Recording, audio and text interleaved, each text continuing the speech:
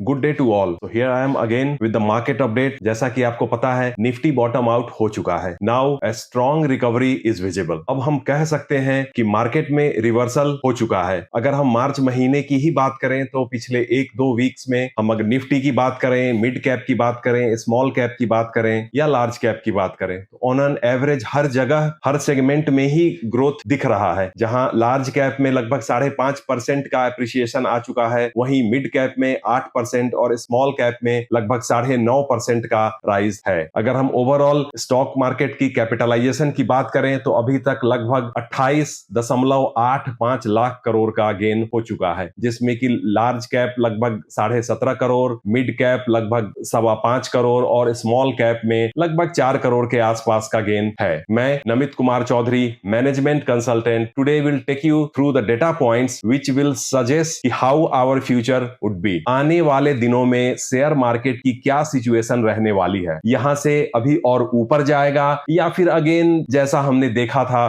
2-3 महीने से चल रहा था वैसा ही होना है। उनकी इंडिकेटर्स, उनकी फैक्टर्स पे हम डिस्कस करेंगे, हम जानेंगे क्या हुआ और आगे कैसे चीजें रह सकती हैं, जिससे कि बेसिक जो फंडामेंटल की हम अगर बात करें तो वो स्ट्रांग रहेगा और उसी के अकॉर्डिंगली मार्केट को फिर एनालाइज कर सकते हैं। So let's start. अगर हम ग्लोबल सेंटिमेंट की बात करें तो overall sentiment is improving. We can not say कि इंप्रूव हो गया है, but yeah it's on the positive direction. जैसे कि डॉलर इंडेक्स वीक हो रहा है। जो डॉलर इंडेक्स $106 पे था, अभी थोड़ा सा उसमें वीकनेस आया है, जिसकी वजह से रुपीज में एप्रिसिएशन आ रहा है। फेड रेट्स भी लोअर साइड पे हो रहे हैं, जिससे कि रिटर्न्स की पॉसिबिलिटी यूएस के मार्केट में अब धीरे धीरे कम हो रही है। क्रूड ऑयल की प्राइस की बात करें, वो भी थोड़ा सा डाउन साइड पे जा रहा है। जो पहले 80-90 के आसपास था, आज 60, 67, 68 के आसपास चल रहा है। इन सब चीजों से अपने इंडियन मार्केट पे बहुत इंपैक्ट पड़ता है। क्रूड ऑयल जहां हमारा कंजम्पशन अभी भी बहुत ज्यादा है, हायर साइड पे है, हम इंपोर्ट करेंगे, फिर हमारे सारे पेमेंट्स जो बिल्स पे की पेमेंट होती है वो सब डॉलर में जाते हैं। सो हमारे डॉलर ज्यादा स्पेंड होते हैं और सेव कम हो पाते हैं। तो इस वजह से भी काफी सारी चीजें जो होती हैं वो लिंक्ड अप हैं और एट द एंड मार्केट पे असर पड़ता है। The next factor is Indian market prospect. जैसे फ्यूचर में क्या रहने वाला है। ओवरऑल अगर हम अप्रैल 2025 के प्रोजेक्शंस या फोरकास्ट की बात करें तो अपना निफ्टी मैक्सिमम 27,157 तक जा सकता है और मिनिमम 22,087 तक रह सकता है। तो अगर हम ऑन एन एवरेज की बात करें तो वही 24,500 25,000 के बीच में रहने की फोरकास्ट की जा रही है। क्यों की जा रही है? तो इंडिकेटर्स बता रहे हैं कि हाई ग्रोथ ट्रेजेक्टरी रहने वाली है। इन्वेस्टर सेंटिमेंट्स पॉजिटिव रहने वाले हैं क्योंकि इकोनॉमिक प्रोस्पेक्ट इंडिया की काफी पॉजिटिव है। हमारे जीडीपी जो पिछले क्वार्टर में थोड़ा डाउनवर्ड्स था, अभी स्टेबल चल रहा है और आगे के लिए भी 6.8, 7, 6.6 के आसपास रहने की उम्मीद है। वहीं कुछ फॉरेन इंस्टीट्यूशंस और फंड हाउसेज ने तो यहां तक प्रिडिक्शन की है कि दिसंबर तक अपना सेंसेक्स 1,06,000 तक पहुंच सकता है। तो mix with all these kind of information which is coming to the market, अभी अपना इंडियन स्टॉक मार्केट का सेंटीमेंट पॉजिटिव साइड में ही चल रहा है। वहीं हम अगर डेटा पॉइंट से समझने की कोशिश करें तो निफ्टी ने पिछले 4 साल के रिकॉर्ड को ब्रेक किया है। अगर हम थर्ड वीक ऑफ मार्च की बात करें तो लगभग 4.27% का इंडेक्स ने गेन लिया है, जो कि पिछले 4 साल में सबसे हाई है। तो all these indicators are showing that we are on the positive direction, we are on the higher trajectory. The next factor is foreign investors trend. Foreign institutional investors they play a key role in our market. जब भी हमारा market या तो ऊपर जाता है या फिर नीचे आता है, जो भी वॉलेटिलिटी होती है उसमें एफआईआईज का बहुत ही मेजर रोल रहता है। अगर हम सितंबर एंड एंड अक्टूबर जब से मार्केट गिर रहा है या नीचे जा रहा है की बात करें तो टोटल विड्रॉल एफआईआईज के $29 बिलियन की हुई है, जिससे कि अपने मार्केट को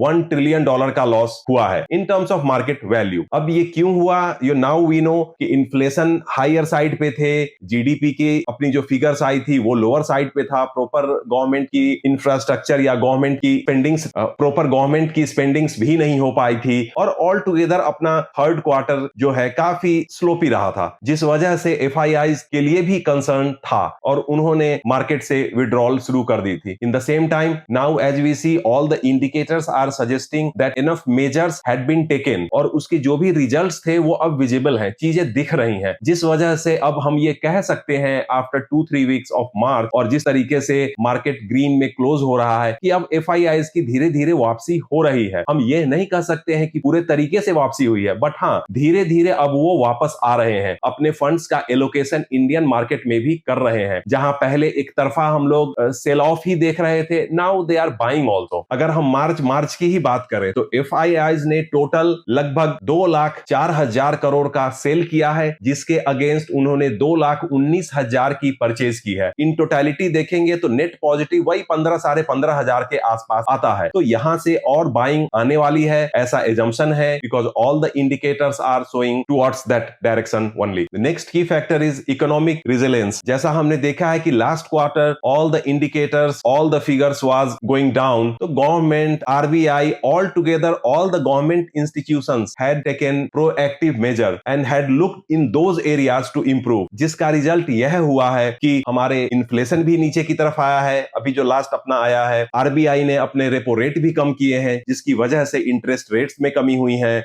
अगर हम इन्फ्लेशन की बात करें तो 7 मंथ्स के लोएस्ट लेवल पे है, जो कि 3.65 है। तो यहां से मेजर्स, प्रोएक्टिव मेजर्स आरबीआई और ले रही है, जिस वजह से इन डेटा पॉइंट्स में और इंप्रूवमेंट होने की पूरे चांसेस हैं। वहीं हम एक्सपोर्ट फिगर्स की बात करें तो अभी तक इट्स अ मार्जिनल ग्रोथ 0.1% का है, जो कि बहुत तो नहीं है, बट हाँ ओवरऑल लास्ट क्वार्टर में जहां यह निगेटिव में था तो एटलीस्ट इट्स इन पॉजिटिव। कुछ सेक्टर्स ने बहुत ही अच्छा परफॉर्म किया है एक्सपोर्ट में, जैसे इलेक्ट्रॉनिक्स हो गए, राइस हो गए, और या फिर मिनरल ओर्स जो होते हैं। बट अगर इसमें हम यह भी देखें कि क्या पॉसिबिलिटी है, तो we are really good in textile, automobile manufacturing. तो आने वाले क्वार्टर्स में हो सकते हैं कि उसके फिगर्स बहुत ही अच्छे आए, जिस वजह से इकोनॉमिक लेवल पे भी और हम बेटर करें। कुछ इंडस्ट्रीज जो कि एक्सपोर्ट में वीक रही है, उसमें पेट्रोलियम प्रोडक्ट्स है, इंजीनियरिंग गुड्स है, केमिकल्स, जेम्स, तो इन सब चीजों में फिगर्स डाउनवर्ड्स रहा है, उतना एक्सपोर्ट नहीं हुआ है। तो आने वाले टाइम में देख सकते हैं कि गवर्नमेंट इंफेसाइज कर रही है how to push for these. और इसी से